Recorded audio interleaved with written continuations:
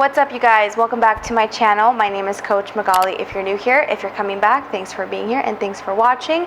And in today's video, I'm gonna go over some regrets that I have about my fitness journey. I've been doing this for a few years now. I did it when I was not a professional, and then I did it some time since I became a personal trainer. So I've had a perspective of two different sides of someone who doesn't know what the hell they're doing, and then someone who has a little bit more information and a little bit more knowledge. Basically, just giving you guys some of the regrets and the things that I wish I did differently, hoping that by me sharing these experiences, you can learn a little bit about what to not do and what to avoid from my mistakes. So before we get into the video, as always, please subscribe down below, like the video if you enjoy content like this, because it lets me know and YouTube know to put out more videos about this stuff. So with all of that being said, let's get into the video. So the very first one I want to start off with is a little bit controversial, and if you told me to do this the years ago that I started, I would have been like, no.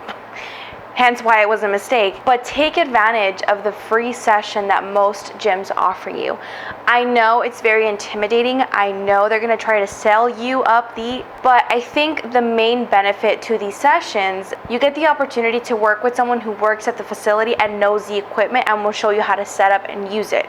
You will waste so much time, as did I, trying to figure out how to use every single machine, and most of the time I would just not even try it because I was so overwhelmed with the options, with how to do it. So I was like, you know what, I'm gonna play it safe and not do any of these machines. Had I taken that session, had I taken that opportunity, I would have learned a lot sooner how to turn the knob on this machine, how to load it properly, how to do basic stuff like that that's gonna allow you to do things properly, not get hurt, again, expediting the process of you getting results. So I know they can be salesy. It's kind of like walking into a car dealership, but at the end of the day, you do not have to buy anything. You don't have to say yes, and you can ask as many questions. They're trying to sell you, so hey, take advantage that they have this hour with you. They want to sell you, so ask questions, be involved, get them to show you everything they possibly can, and just at the end of it, be like, you know what, I appreciate your time. I may come back later for training, but right now it's not something I'm looking for. I've worked in commercial gym settings before, you guys. If you just say no, yes, there are people who are going to push you like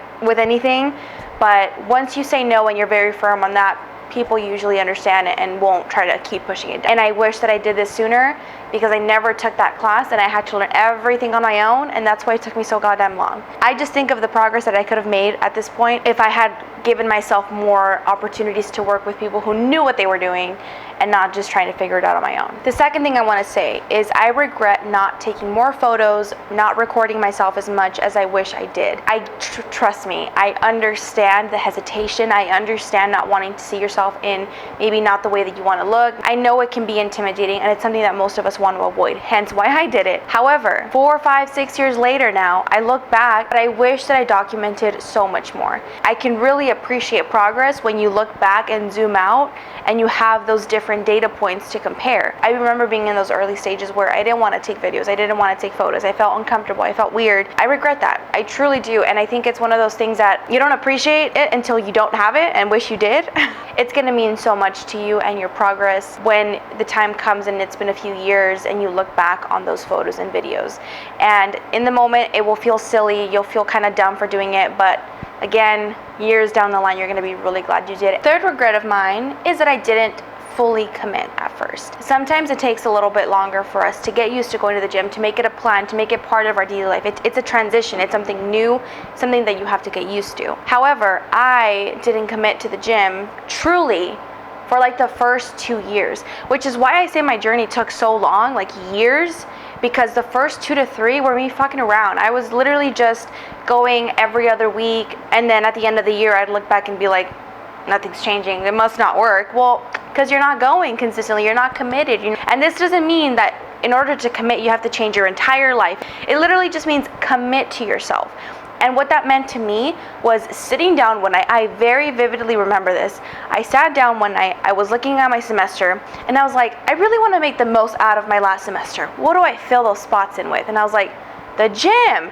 So I put blocks into my calendar and I scheduled out my 5-day routine. I had no idea what I was doing. I had a little bit of knowledge from what I was studying, but I've never actually put it into practice, right? I wasn't a trainer at this point. I just committed to going. I'm gonna show up, I'm gonna get there, I'm gonna follow whatever plan I chose for the day, whether it was a YouTube video, a PDF that I was following, whatever, and then come back the following day and do a different workout. And I told myself, give yourself 1 year to commit to be consistent, not miss 1 week. Just go, get it done, try to be better every time you go, and see what happens after a year. The progress, you guys, was astronomical. That was a year that I became a trainer. That was a year that I learned how to really lift, but I had been doing it for a while before that. It was just because I wasn't fully committed, and so therefore my efforts showed that, my results showed that. You don't have to make massive changes. You don't have to change everything about your lifestyle all at once. Find that commitment within you, make the schedule, stick to it no matter what. And I promise you, you do that for a year. I know that sounds like a long time, but in the grand scheme of things, think how quickly the past year flew by. It goes by super fast, and you're gonna be so proud of yourself for sticking to it for that first year. And I wish I did that 2-3 years prior to when I actually did it, because I would have been so much further along at this point. It kind of gets to me sometimes when I think about it, because I'm like, if I had just started earlier. But it's okay, we live and learn, and that's why I'm making this video, to share that with you. Really commit. I promise you, you give it a full solid year, you're gonna see amazing results, and you're gonna be so happy that you did that. So commit, don't half-ass it. The next regret that I have is that I relied a lot on other people to motivate me to go to the gym. Now, I do want to say this, it is important to have accountability, whether that's a friend that goes with you, someone who checks in with you. It's important to have some external form of pressure, because that usually gets us more motivated and more disciplined. However, if you go with a friend, or if you go with your cousins or whatever, unless you're paying for a service like a session, a training session, and if they cancel, you're gonna be like, well, I'm gonna skip it today, I can go tomorrow. Then that happens every time they cancel. And let's say that friend just completely falls off, then you fall off because you depended on them to get you to the gym. Again, there's nothing wrong with, and I highly encourage you to find people to go with, so it's more motivating, it's more fun. But at the end of the day, you can't put whether you're going to be consistent or not on other people, because other people inevitably are unreliable. You need to be able to get yourself to the gym consistently, no matter what, whether or not your friends join you, which is what I did. I went with a couple different people, a couple different friends, a couple different family members, and every time the same thing happened. Whenever they stopped going, I stopped going. And again, that led to the inconsistent the first 2-3 years that I was working out. So you need to be consistent no matter what other people are doing. And the next one that I want to talk about is, I know this is really scary, but try your best to not always be in the corner when you're working out, or in the room in the back, or where no one can really see you. I know it feels safe. I know no one's watching you there. I know you feel comfortable, but that isn't where the growth is in the gym. Yes, obviously you can do floor work and abs and things like that and dumbbells. Like, you don't have to use the machines all the time. But most of the time why we do that is because we're afraid. We're scared. We don't feel safe out in the gym floor. So we're gonna hide in the corner where no one can see us and just do our thing there. Obviously, do that if it's the first time that you're going and you need to get familiar with the gym first, but try to slowly get out of that. Try to slowly stop hiding in the corner. Try a machine that's right next to the corner, and then go to the following machine, and then, once you've had your free session, now you have a little bit more knowledge. It sounds silly, but being in the corner and hiding all the time and never approaching the main area, you're always gonna feel self-conscious when you try something. You're always gonna feel scared. But if you just put yourself out there and you go in the middle of the gym and you try a machine, whether you fail horribly or not, like, you're just gonna get this confidence that you're gonna want to start trying everything else around you, because you realize, oh, it's not so bad, no one's really watching me, everyone's staring at their biceps and their butts in the mirror. But you don't grow through that unless you get out of the corner. I spent, oh my god, like 2-3 years like that too, in the corner, doing only the things that I knew for sure I could do, but never above that, never pushing myself, never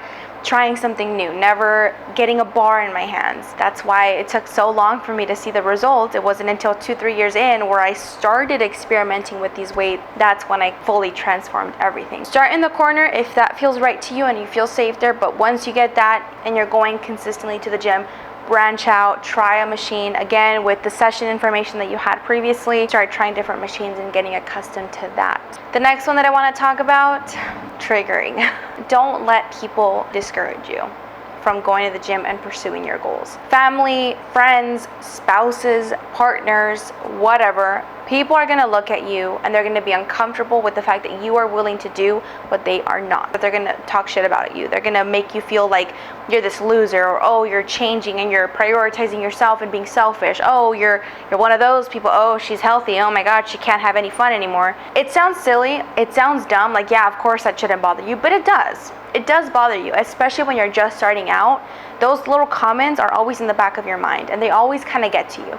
And I unfortunately let that happen too many times. Again, why my first 2 to 3 years took so long is because I did all of these different things that got in the way. I should have just been like, look, I respect your decision. You don't want to do that, fine, but I'm going to do me. This is for my health. This is for me.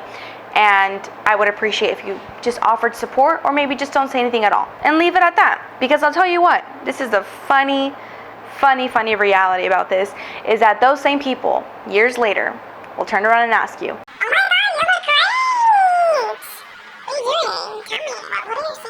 they will want your input. They will now all of a sudden want you to give them advice. It's a great feeling, not gonna lie. Now, I'm not saying only to rely on the motivation of proving people wrong, but prove them wrong. Nothing wrong with that once in a while. Surround yourself with supportive people. Have conversations with those who are not. Explain to them, look, I need your support, or don't say anything at all, because your goals, what you're after, is more important than whatever little side comments or snarky things they have to say to you. The next one that I want to talk about is putting off buying cute gym clothes because you feel like you don't have the body for it yet. I did this for 2 reasons why I didn't buy the clothes.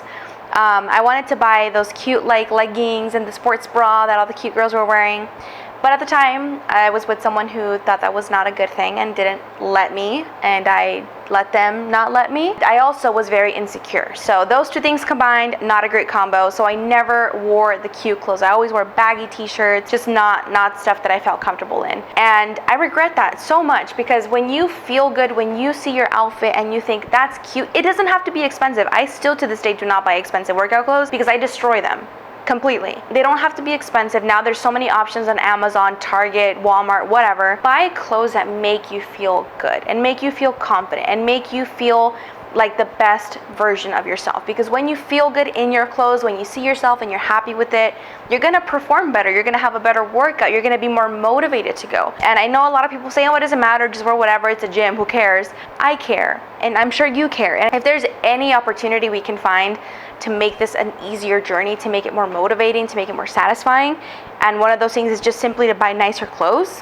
why the hell not? Don't put it off. Buy clothes that you feel comfortable in, whether they're a little bit baggy, tight, whatever you feel comfortable in. Wear that, rock that, and I promise you your workouts will get better. And the last regret, only having a physique and appearance goal. I'm sure you guys have heard the sentiment. Don't only focus on your body, focus on what your body can do. And you're like, yeah, I know, but I want to look good. I'll be the first to tell you, there is absolutely nothing wrong with you wanting to look better, with wanting to lose weight, gain weight, maintain your weight, change your body size. They're valid and they should be worked on because you want to, and that's it. There's no need to explain it. There's no need to justify it to anybody. However, when you achieve those goals, when you lose the weight, when you build the butt, if you don't have something else to keep you going forward, it's going to be very difficult to keep going, and you're also going to feel disappointed. That's definitely the feeling that I had, because I was only laser focused on my appearance, and it was at a time that I was very insecure. So of course that was my main motivator, because I didn't have that extra bit of like, oh, I'm working on strength goals, or I'm trying to get pull-ups, or I'm trying to lift more weight. When I got to the place where I felt like, okay, I made it kind of thing, I felt disappointed. And it's also much healthier for you to have other things to work on, not just your appearance, because then working out becomes this obsessive, all about looks kind of thing, which isn't good either. So have your physique goals, have your appearance goals, but at the same time have other secondary goals that you can also work on that are not related to what you look like. I mean, that list is obviously going to depend on what you want to work on, and it's something that I wish I would have done sooner. So yeah, that's pretty much the list that I wanted to cover today. Obviously in my journey I have so many other regrets that I can talk about, but I just wanted to show you guys that throughout the years I've gone through mistakes myself. I've done things that I wish I would have done differently. That just goes to show you that everybody is in this beginning stage at some point. Everybody goes through the process of learning something new, especially when it comes to working out. No one knows how to do it from being born. Like, this is a skill you learn. This is something you practice. This is something you learn through trial and error. And yes, some people have professional knowledge, but at one point everybody was at point zero, where you're at right now. It is possible to grow from it, and I hope that this video was a little bit of guidance on things you should avoid and be careful of and just watch out for. And I hope that you found it helpful, and thank you so much for watching. Thanks for being here. Before you leave, please do not forget to subscribe down below, like the video, let me know any comments or thoughts you have down in the comments below. I hope you have a beautiful rest of your day, and I will catch you in the next one.